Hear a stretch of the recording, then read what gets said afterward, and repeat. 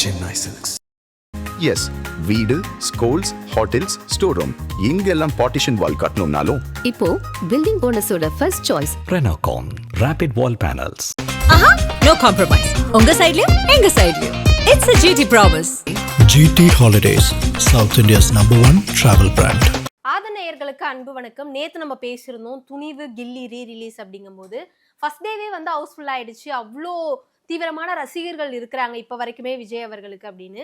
அந்த வீடியோக்கு கீழே நிறைய கமெண்ட்ஸ், நாங்களாம் ரசிகர்கள் இல்லை, இப்போ நாங்கள் தொண்டர்கள், நீங்க ஏன் இப்படி பேசுறீங்க அப்படின்னு ஒரு சில பேர் நம்ம கிட்ட சண்டையிடுற மாதிரியே வந்து அன்பு சண்டையை தான் நம்ம எடுத்துக்கணும். நம்ம தெளிவா ஒரு விஷயம் சொல்லியிருந்தோம், என்னன்னா இந்த மாதிரி கில்லி அது இல்லாம அடுத்தடுத்த வாரங்களுக்கு விஜய் ரசிகர்களுக்கு மிகப்பெரிய ஒரு ட்ரீட் அப்படின்னு நம்ம கட்சி சார்ந்த அரசியல் சார்ந்த எந்த விஷயங்களும் பேசல. அது வந்து தொண்டர்களுக்கு இல்ல, இந்த ரீரிலீஸே வந்து நாங்க எங்களுக்கு தான் அது மிகப்பெரிய ஒரு ட்ரீட். நீங்க அதனால நீங்க தொண்டர்கள்னு நீங்க மென்ஷன் பண்ணுங்க, ரசிகர்கள் மென்ஷன் பண்ணாதீங்க அப்படின்ட்டு காமனா இருக்கக்கூடிய ரசிகர்களுக்கு தான் படம் ரீரிலீஸ் அப்படின்ற ஒரு விஷயம் மிகப்பெரிய ஒரு ட்ரீட்டா அமையும் அப்படின்றத நேற்று நம்ம பதிவு பண்ணியிருந்தோம். அது மறுபடியும் சொல்றேன், அது வந்து ஒரு அன்பு வேண்டுகோளாக தான் அதை நம்ம எடுத்துக்கணும். தொண்டர்களுக்கு நம்ம வந்து சொல்லிட்டு இருக்கிறதா, வேலூர்ல நம்மளும் களத்துக்கு போக போறோம். அங்க இருக்கக்கூடிய விஷயங்களுக்கு நம்ம அடுத்தடுத்த விஷயங்கள் என்னன்றதை சொல்ல போறோம்.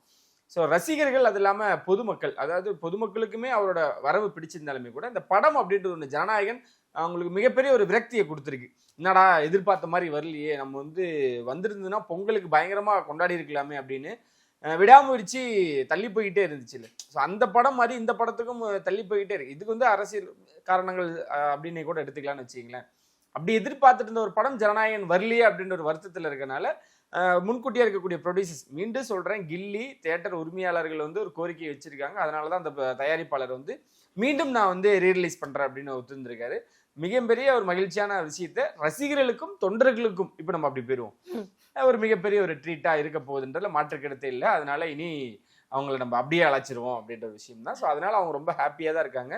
இந்த வாரம் இந்த ட்ரீட், அடுத்த வாரம் மிகப்பெரிய இன்னொரு ட்ரீட் ஏன்னா ரொம்ப தள்ளி போய்கிட்டே இருந்துச்சு. தானு சாருமே வந்து இன்னைக்கு வந்து ஒரு லிரிக் வீடியோலாம் வந்து ரிலீஸ் பண்றாங்க. அது வந்து ஒரு ஒரு புது படம், ஒரு ஃப்ரெஷ்ஷான ஒரு கண்டென்ட் ரிலீஸ் ஆச்சுன்னா எப்படி நம்ம ஒரு ஹைப்பு கொடுப்போம், அந்த மாதிரி தெரிய வந்து கொடுத்துக்கிட்டே இருக்காங்க. பயங்கரமா பேச போகுது. அதுதான் சொன்னோம், நம்ம மிகப்பெரிய ஒரு ட்ரீட்டா இருக்க போகுது. மறுபடியுமே வந்து தியேட்டர்ஸ் வாசல்ல வந்து நிறைய பேனர்ஸ் பார்க்க முடியுது.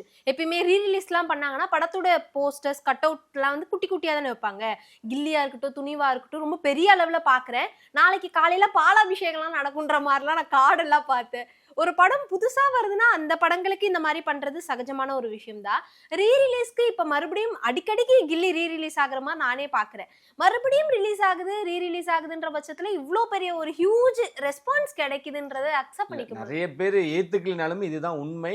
விஜய், அஜித் இவங்க ரெண்டு பேரும் தவிர்க்க முடியாத ஒரு ஆளுமையா இருந்துகிட்டு இருக்காங்க. கமல், ரஜினி அவர்களுக்கு எப்படி இருந்தாங்களோ அதை விட அதிகமாவே அப்படின்னு கூட எடுத்துக்கலாம். ஏன்னா இந்த காலகட்டம் அப்படி. நம்ம அந்த காலகட்டத்தில் வந்து ஒரு ரஜினி அவர்களுக்கோ கமல் அவர்களுக்கோ செலிப்ரேஷன் அப்படின்னு ஒன்று நம்ம நேரில் பார்க்கல. நம்ம அப்பா சொல்லி நம்ம கேள்விப்பட்டிருப்போம். இன்ன வரைக்கும் ஒரு பேட்டை, ஒரு ஜெயிலர், அந்த செலிப்ரேஷன்ஸ் நம்ம பார்த்துருப்போம். அந்த காலகட்டத்திலான ஒரு முரட்டுக்காளிக்கோ ஒரு குணாவுக்கோ அந்த செலிப்ரேஷன்ஸ்னு ஒன்று இருக்குல்ல, அதை நம்ம பார்க்கல அப்படின்ற ஒரு விஷயம் இருக்குல்ல. அதனால நம்மளுக்கு இவ்வளோ தூரம் விஷயங்கள் தெரியாமல் இருக்கலாம். ஆனால் நம்ம கரண்ட் பீரியட்ல இந்த ஜென்ரேஷன்ல இந்த ஃபேன்ஸ் எப்படி செலிப்ரேட் பண்றாங்கன்றதை நம்ம பார்த்துக்கிட்டே இருக்கோம். அதை துணிவு வாரிசுலேயே ரெண்டு பேரும் எந்த இது சவுண்ட் அதிகம்னு அடிச்சு காட்டுங்கடா அப்படின்ற மாதிரி லைக் செலிப்ரேஷன் நம்ம சொல்றோம். அந்த மாதிரி ரீரிலீஸுக்கும் இருக்கே, எப்படி அது சாத்தியமா அப்படின்னு கேட்டீங்கன்னா இருக்கு. ஏன்னா அந்த ஒன் லாஸ்ட் டைம் நாங்கள் மீண்டும் அதை தான் நம்ம சொல்ல முடியும்னு நினைக்கிறேன். இவங்க ரெண்டு பேரும் மோதக்கூடிய கடைசி படமா இந்த ரீரிலீஸ் படங்கள் அமைஞ்சிருக்கு. ஆல்ரெடி இது அமைய வேண்டியது மங்காத்தால, அது மிஸ் ஆயிடுச்சு. நாளை நடக்குது அப்படின்றப்போ இந்த ப்ரீ புக்கிங்லேயே மிகப்பெரிய ஒரு சாதனை பண்ணியிருக்கிறத நம்ம கேள்விப்படுறோம் ரெண்டு படங்களும். இன்னொன்று, முதல் புக்கிங் ஓப்பன் அப்படின்னா அது ரிலீஸாக இருக்கட்டும் ரீரிலீஸாக இருக்கட்டும் ஏகே தான், மாற்று கருத்தே இல்லை தமிழ்நாடை பொறுத்த வரைக்கும். ஸோ அதனால அந்த ஒரு ஹைப்புன்னு ஒன்று இருக்குல்ல. துணிவா இந்த பக்கம் கில்லியா அப்படின்னு பார்க்கும்பொழுது கில்லி எத்தனை அதான் நான் சொல்லிட்டேன், நேற்று சொன்னதான் இன்னைக்கு நான் சொல்லுவேன், எவ்வளோ வாட்டி கேட்டாலும் சொல்லுவேன். இந்த கில்லி இந்த மாதிரி இல்லை, வாரம் நீங்கள் அதை ரீலீஸ் பண்ணாலும் அந்த படத்தை நீங்கள் மியூட்ல போட்டு ஆடியன்ஸோட உட்காந்து அந்த டைலாக்ஸை கேட்டுக்கிட்டே இருக்கலாம். ஸோ அந்த அளவுக்கு அந்த படம் மிகப்பெரிய ஒரு வரவேற்பு பெற்றது அப்படின்றத மாற்று கருத்தே இல்லை. வேலூர்ல நேத்து பூமி பூஜை போட்டு ஸ்டார்ட் பண்ணிட்டாங்க. என்ன மாதிரியான விஷயங்களை எதிர்பார்க்கலாம், என்னென்ன மாதிரியான விஷயங்களை பேச போறாரு விஜய் அவர்கள், நாற்காலியா இருக்கட்டும் பந்தலா இருக்கட்டும் எல்லாமே போட ஆரம்பிச்சுட்டாங்க. பிள்ளையார் சுழி போட்டுட்டாங்க அப்படிங்கிற மாதிரி நிறைய விஷயங்களை பேச ஆரம்பிச்சுட்டாங்க. நம்ம என்ன எதிர்பார்க்கலாம்ன்ற ஒரு விஷயம் இருக்குல்ல. இல்லை, நம்ம அதான் போக போறோம்ன்றது உறுதியாயிடுச்சு. நேத்து பூஜை ஒன்று நடத்திருக்காங்க தாவேகா சார்பா. விஷயானந்த் அவர்கள் அங்கே இல்லை அப்படின்ற ஒரு விஷயம் தான். என்ன நடக்குது, அனுமதி எப்படி அஃபிஷியல் இன்னுமே வரல அப்படின்னாலுமே கூட 23ஆம் தேதி உறுதிப்படுத்தியிருக்காங்க. 5000 சேர்கள் அமைக்க போறாங்க. அதை நம்ம தெளிவுபடுத்தணும்னு நினைக்கிறேன். நம்ம கேட்ட வரைக்கும், விசாரிச்ச வரைக்கும், தகவல் வந்த வரைக்கும் என்னெல்லாம் சொல்றாங்க அப்படின்னா, சேலத்துல நடந்த சின்ன ஒரு இஷ்யூ, அது இஷ்யூவா பார்க்க முடியாது, அதுவுமே இனி நடக்கக்கூடாதுன்றதுல ரொம்ப தெளிவா தாவேக்கா இருக்காங்க. அதன் ஒரு ஒரு அடுத்தபடியா போகிறதான். ஏன்னா மற்ற மக்கள் சந்திப்பு கூடத்தை விட ஈரோட்டில் பலத்த ஒரு பாதுகாப்பு நடந்துச்சு. அதை தாண்டி சேலத்தில் நிர்வாகிகள் சந்திப்பு கூட்டம் இன்னும் பலமாக நடந்துச்சு. ஸோ அங்கேயும் ஒரு சின்ன இஷ்யூ நடந்துருச்சு அப்படின்றனால இனி வர நாட்களில் அதுவும் இல்லாத மாதிரி நடக்கணும் அப்படின்ற ஒரு காரணம் தான். அதனால என்ன நாங்கள் பண்ணியிருக்காங்க அப்படின்னா, முதல்ல இடத்த வந்து ஒரு மாதத்துக்கு முன்னாடி அது இந்த இடம் தான்றதை கிட்டத்தட்ட பண்ணிட்டாங்க. அகரம்சேரின்னு நினைக்கிறேன் சார், சரியா எனக்கு அந்த இடம் தெரியல. வேலூர்ல அந்த இடத்த நிறைய வச்சிருக்காங்க அனுமதியோட. நிறைய நிபந்தனைகள், அதான் சொல்றேன். நேற்று ஒருத்தட்ட பேசிட்டு இருக்கும்போது, இந்த தாவேக்காக்கு மட்டும் இவ்வளவு நிபந்தனைகள், அதெல்லாம் எப்படி சார் பாக்குறீங்க? டிவிகேக்கு மற்ற கட்சிகளுக்கெல்லாம் நிபந்தனைகளோட கூட்டம் நடக்கும், இது நிபந்தனைகள்ல தான் கூட்டமே நடக்கும் அப்படின்ற ஒரு விஷயம் தான். ஸோ அதனால என்ன இது வரைக்கும் என்ன பேசப்பட்டிருக்குன்னா, பந்தல் அமைக்கிறாங்களான்றது நம்மளுக்கு தெரியுது. ஏன்னா எத்தனாயிரம் பேருக்கு எவ்வளோ ஏக்கருக்கு பந்தல் அமைக்கிறதுன்றது ஒரு விஷயமா இருக்கு. இன்னொன்று, பொதுவெளியில நடத்தும் பொழுது அவ்வளோ பெரிய நீங்க டென்ட் போட முடியாது. அதுதான் இது. ஏன்னா மக்கள் வந்துகிட்டே இருப்பாங்க, எந்த இடத்துல நிற்பாங்கன்னு ஒண்ணு இல்லை. ஆனா இந்த முறை வந்து நாற்காலிகள் அமைக்க போறதா சொல்லியிருக்காங்க. மருத்துவர்கள் சின்ன மினி ஹாஸ்பிட்டல் வந்து அங்க அந்த அளவுக்கு சொல்றேன். வழக்கமா அவங்களோட மக்கள் சந்திப்பு கூட்டமா இருக்கட்டும், நிர்வாகிகள் சந்திப்பு கூட்டம், மாநாடா இருக்கட்டும், அந்த மருத்துவர்கள் குழு வந்து டென்ட் போட்டு அமைச்சிருப்பாங்க. அங்கே எமர்ஜென்சினா அங்கே இருக்கக்கூடிய எக்ஸிட் வெளியேறு ஒன்று இருக்கும், அதில் முதலுதவி கொடுத்து அவங்கள அங்கே ட்ரீட்மெண்ட் பண்ணுவாங்க. அதே மாதிரி இங்கே வந்து இன்னும் அதிகமான ஒரு மருத்துவர்கள் செவிலியர்களை வச்சு இந்த முறை இன்னும் அதிகப்படியான ஒரு பாதுகாப்போட நாங்கள் நடத்த போகிறோம். மீண்டும் சொல்கிறேன், நீங்கள் எவ்வளோ கொடுத்தாலும், எந்த கண்டிஷன், அதான் எத்தனை நிபந்தனைகள் நீங்கள் வழங்கினாலும் 100% நாங்கள் பண்ணி காட்டுவோம், நிவர்த்தி பண்ணி காட்டுவோன்றது வேலூரில் அவ்வளோ தூரம் சொல்லியிருக்காங்க. இங்கே என்ன ஒரு சின்ன இஷ்யூ அப்படின்னா, இன்னும் தெளிவுபடுத்தாத ஒரு விஷயம்னா, 5000 சேர்கள் வரக்கூடிய மக்கள் சந்திப்பு கூட்டம்ன்றது கிட்டத்தட்ட ஆரம்பத்துல இருந்து நம்ம நிறைய விஷயங்கள் பார்த்துருவோம். மக்கள் சந்திப்பு கூட்டமா, நிர்வாகிகள் சந்திப்பு கூட்டமா, இது ரெண்டுக்குமே வந்து ஒரு தெளிவு கிடைக்கணும் அப்படின்றதான் நிறைய விஷயங்கள் பேசப்பட்டு இருக்கு. நம்ம கேட்ட வரைக்குமே இன்னும் இன்னைக்கு இல்லை நாளைக்கு அதை வந்து உறுதிப்படுத்திடுவாங்க என்னென்ன விஷயம் அப்படின்றது. ஏன்னா போலீஸ் அங்கே ஆய்வு நேற்று நடத்த பொழுதும் சரி, நேற்று அங்கே பூஜை போட்டதுக்கு அப்புறம் சரி, இன்ன வரைக்கும் மக்கள் சந்திப்பு கூட்டமாக தான் அது எதிர்பார்க்கப்படுகிறது. விஜய் அவர்கள் தன்னோட நிர்வாகிகள் மூலியமா, நிர்வாகிகள் சந்திப்பு கூட்டம் நினைச்சுன்னா நிர்வாகிகள் மூலியமா ஒரு விஷயத்தை கன்வே பண்ணி அதை மக்கள்கிட்ட போகும் பொழுது, மக்கள் சந்திப்பா நினைச்சா டைரக்டா அவர் வந்து நிறைய விஷயங்கள் பேசலாம், இன்னும் அதிகமா பேச வைக்கும். அதனால இது மக்கள் சந்திப்பு கூட்டமா தான் இருக்கணும்னு எல்லாருமே ப்ரே பண்ணிட்டு இருக்காங்க. நிர்வாகிகள் சந்திப்பு கூட்டமா இருந்துச்சுன்னா அந்த 5000 சேர்கள் அப்படின்றப்ப எல்லாருக்கும் ஒரு சந்தேகம் ஏற்படுது. மீண்டும் இங்க ஒரு பாஸ் கொடுக்கப்படும், அந்த மாதிரி ரெஸ்ட்ரிக்ஷன்ஸ் வரும் பொழுது இது கொஞ்சம் தள்ளி போற மாதிரியே, அதாவது ஒரு கேப் இருக்க மாதிரியே இருக்கும் மக்கள்கிட்டையும் விஜய் அவர்களுக்கும். ஆனா எல்லாருமே யூடியூப்ல, டிவியில எல்லாத்துலயும் கவனிச்சுக்கிட்டு தான் இருக்காங்க, ஃபாலோ பண்ணிட்டு தான் இருக்காங்க. அவர் என்ன விஷயம் பேசுறாரோ அது மக்கள்கிட்ட போயிடுது. இன்னும் சொல்லணும்னா, இன்னும் வீட்டுக்கு போயிட்டு நம்ம வீட்டுல இருக்கக்கூடிய விஜய்கிட்ட வந்து, அதான் சொல்றாரு, எல்லா வீட்லயும் ஒரு விஜய் இருக்கான்னு சொல்றாருல்ல, அந்த விஜய் வரைக்கும் நம்மளோட தகவல், நம்ம சொல்லக்கூடிய விஷயங்கள் போகணும் அப்படின்ட்டு இருக்காங்க. விஜய் அவர்கள் எங்க நிப்பாருன்ற ஒரு விஷயம் நம்மளுக்கு நிறைய கேள்விகள் இருந்துகிட்டே இருந்துச்சு. வில்லிவாக்கம் சம்திங் என்னன்னு சொல்லிட்டு இருந்தோம். இப்போ வந்து வேதாரண்யம்னு சொல்லிட்டு ஒரு ஏரியா பக்கத்துல, அங்கேயும் விஜய் அவர்கள் நிக்கிறதுக்கு அதிக வாய்ப்புகள் இருக்கு அப்படின்ட்டு இருக்காங்க. ஸோ இது வரைக்கும் சொல்லப்படாத ஒரு ஏரியாவில் விஜய் அவர்கள், அது வீல ஸ்டார்ட் ஆகக்கூடிய ஒரு இடம் தான், அங்கே நிற்க போகிறதாகவும் ஒரு தகவல் வருது. இன்னும் உறுதிப்படுத்தலை. அது ஒரு பக்கம். அதாவது நம்ம என்னென்ன பண்ண போகிறோம் அப்படின்ற அந்த தேர்தல் அறிக்கைன்னு ஒன்று இருக்குல்ல, அது பயங்கரமாக ப்ரிப்பேர் ஆகிட்டு இருக்கு. ஒரு பக்கம் இந்த மாதிரியான வேலைகள் என்ன நடந்துட்டு இருக்கும், ஏது நடந்துட்டு இருக்கும் அப்படின்னு வேட்பாளர்கள் பட்டியல் இருக்குல்ல, அது ஒரு பக்கம் இன்னும் தீவிரமாக நடந்துகிட்டு இருக்கு. அதுக்கும் உண்டான வேலைகளை வந்து தயார் நிலையில் இருந்துகிட்டு இருக்கு அப்படின்னு தான் சொல்கிறாங்க. ஸோ பார்ப்போம் என்னென்ன விஷயங்கள் நடக்குது அப்படின்றத. உறுதியா சொல்லணும் அப்படின்னா, இன்னும் தீயா வேலை செஞ்சுக்கிட்டு இருக்காங்க. மிக விரைவில் இது ரெண்டோட அறிவிப்பும் வரும் பொழுது, குறிப்பா தேர்தல் அறிவிப்பு என்னென்ன சொல்ல போறான்றதுல எல்லாரும் எதிர்பார்த்துக்காங்க. நீங்க சொல்லியிருந்தீங்க இல்லையா 5000 இருக்கைகள் அப்படிங்கும் போது, நானும் பார்த்திருந்தேன். 5000 இருக்கைகள் அப்படின்னா கண்டிப்பா அப்ப 5000 மக்கள் மட்டும்தான் உள்ள வர முடியுமா? ஏன்னா ஏற்கனவே நம்ம பேசும்போது நிர்வாகிகள் கிடையாது, இந்த முறை கண்டிப்பா மக்கள் சந்திப்பு தான் அப்படிங்கும் போது 5000 6000 பேர் மட்டும்தான் வந்தாங்கன்னா, வேலூர் அப்படிங்கிற ஒரு பெரிய மாவட்டத்துல பெரிய நம்பர் ஆஃப் எண்ணிக்கையில மக்களை எதிர்பார்க்கலாம்ல. மீண்டும் தெளிவுபடுத்துறோம், அவங்க எல்லாருமே அரசியல் கத்துக்கிட்டாங்க. ஆரம்பத்தில் இருந்த மாதிரி கிட்ட நெருக்கணும்னு விரும்பல, விஜய் அவர்கள்ட்ட போய் பார்க்கணும்னு இது பண்ணல, மருத்துவமனை ஏறல. அங்க இருக்கக்கூடிய ஸ்பீக்கர்ஸ் பாக்ஸ்க்கு கண்டிப்பா அவங்க வந்து ஒரு கம்பியை வச்சு ஒரு ஹைட்டான ஒரு விஷயம் பண்ணி ஏற்பாடு பண்ணி தான் ஆகணும். அது மேல யாரும் போய் ஏறல.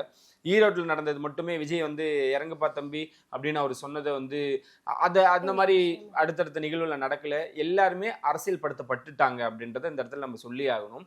5000 இருக்கைகள் எதுக்காக அப்படின்னா உடல் முடியாதவங்க, அதாவது அந்த இடத்துல சொல்றேன்.